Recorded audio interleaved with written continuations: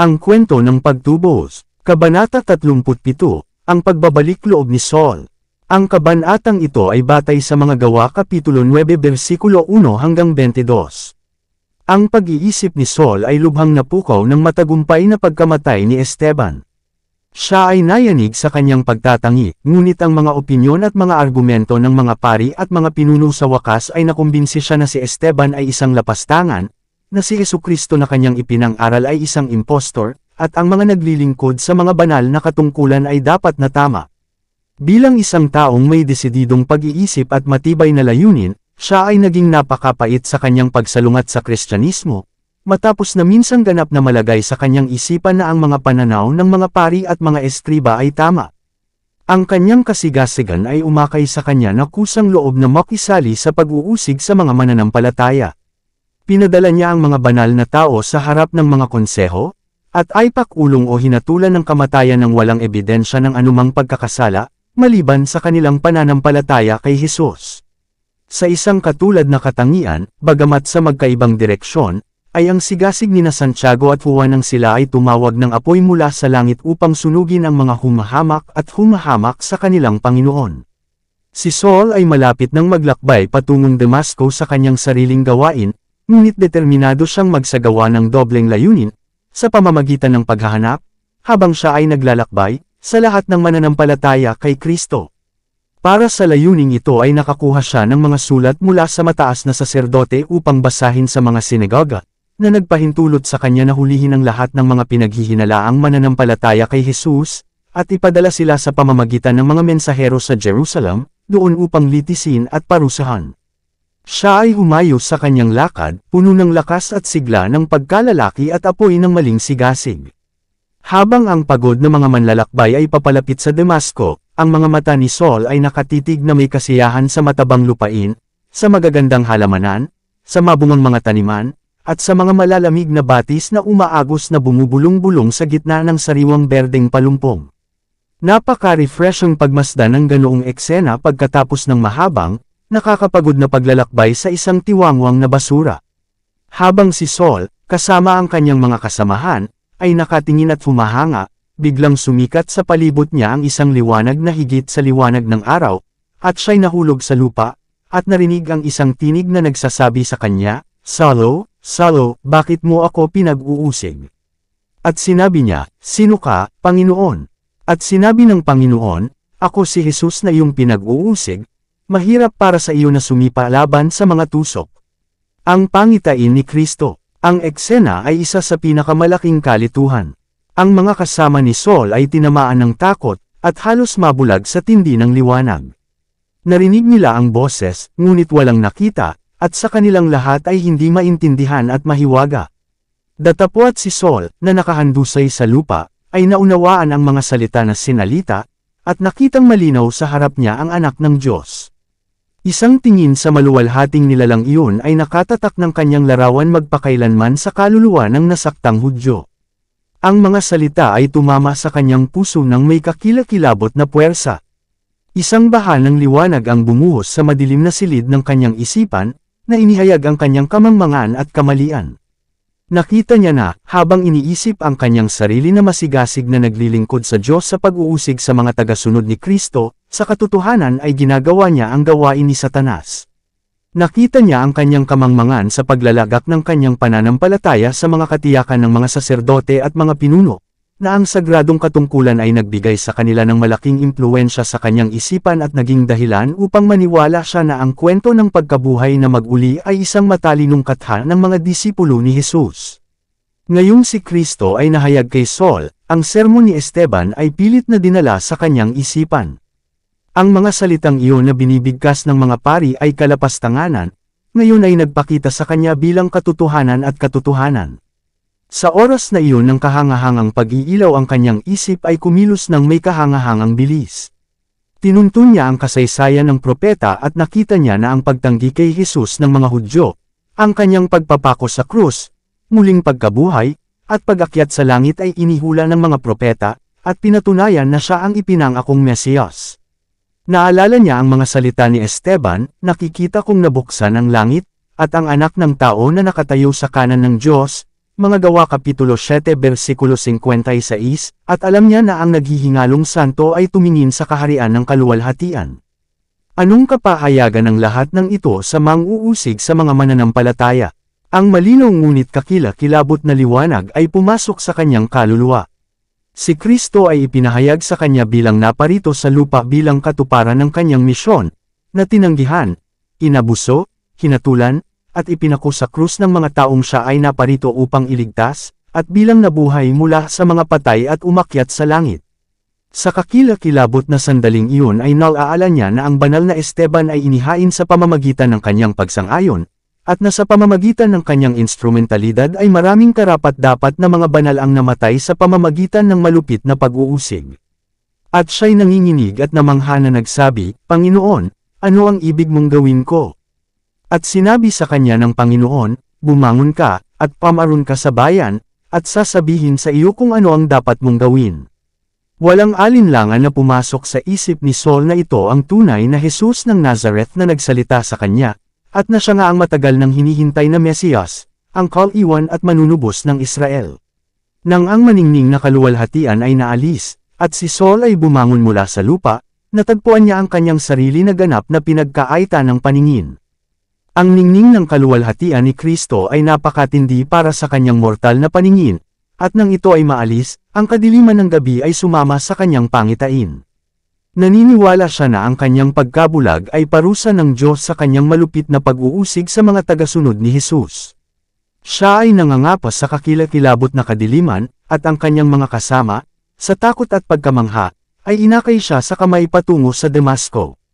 Itinuro sa simbahan. Ang sagot sa tanong ni Saul ay, "Tumindig ka, at pamaron ka sa lungsod, at sasabihin sa iyo kung ano ang dapat mong gawin." Ipinadala ni Jesus ang nagtatanong na Hudyo sa kanyang simbahan, upang makakuha mula sa kanila ng kaalaman sa kanyang tungkulin. Ginawa ni Kristo ang gawain ng paghahayag at pananalig, at ngayon ang nagsisisi ay nasa isang kondisyon upang malaman ang tungkol sa mga itinalaga ng Diyos na magturo ng kanyang katotohanan. Sa gayon si Jesus ay nagbigay ng pahintulot sa awtoridad ng kanyang organisadong simbahan, at inilagay si Saul na may kaugnayan sa kanyang mga kinatawan sa lupa. Ang liwanag ng makalangit na pag-iilaw ay nag-alis kay Saul ng paningin, ngunit si Jesus, ang dakilang manggagamot, ay hindi kaagad na ibinalik ito. Ang lahat ng mga pagpapala ay nagmumula kay Kristo, ngunit siya ngayon ay nagtatag ng isang simbahan bilang kanyang kinatawan sa lupa, at ito ay kabilang sa gawain ng paggabay sa nagsisising makasalanan sa daan ng buhay. Ang mismong mga tao na nilayo ni Saul na lipulin ay magiging kanyang mga tagapagturo sa relihiyon na kanyang hinamak at pinagyusig. Ang pananampalataya ni Saul ay lubhang nasubak sa loob ng 3 araw ng pag-aayuno at pananalangin sa bahay ni Judas, sa Damasco. Siya ay ganap na bulag, at sa lubos na kadiliman ng isip kung ano ang kinakailangan sa kanya. Inutusan siyang pumunta sa Damascus, kung saan sasabihin sa kanya kung ano ang dapat niyang gawin. Sa kanyang kawalan ng katiyakan at pagkabalisa ay time siyang umiyak sa Diyos. At may isang alagad sa Damasco, na nagngangalang Ananias, at sa kanya ay sinabi ng Panginoon sa isang pangitain, "Ananias." At sinabi niya, narito ako, Panginoon." At sinabi sa kanya ng Panginoon, "Bumangon ka, at pamaron ka sa lansangan na tinatawag na Tuwid, at iyong usisin sa bahay ng isang Judas ang isang tinatawag na Saulo, na taga-Tarso, sapagkat, narito, siya'y nananalangan, at nakakita ng isang pangitain ng isang tao, na nagngangalang Ananias na pumasok, at ipinatong ang kanyang kamay sa kanya, upang matanggap niya ang kanyang paningin." Halos hindi masabi ni Ananias ang mga salita ng anghel na mensahero, dahil ang mapait na pag-uusig ni Saul sa mga banal sa Jerusalem ay lumaganap sa malayo at malapit. Siya ay ipinapalagay na mag-expostulate, sinabi niya, "Panginoon, narinig ko sa marami ang tungkol sa taong ito, kung gaano karaming kasamaan ang ginawa niya sa iyong mga banal sa Jerusalem. At narito, mayroon siyang kapamahalaan mula sa mga punong saserdote na gapiusan ang lahat ng tumatawag sa iyong pangalan. Ngunit ang utos kay Ananias ay kinakailangan, humayo ka sa iyong lakad. Sapagkat siya ay isang sisidlang pinili sa akin, upang dalhin ang aking pangalan sa harap ng mga Gentil, at mga hari, at ng mga anak ni Israel." Ang disipulo, na masunurin sa utos ng anghel, ay hinanap ang taong kamakailan lamang ay humihinga ng mga pagbabanta laban sa lahat ng naniniwala sa pangalan ni Jesus.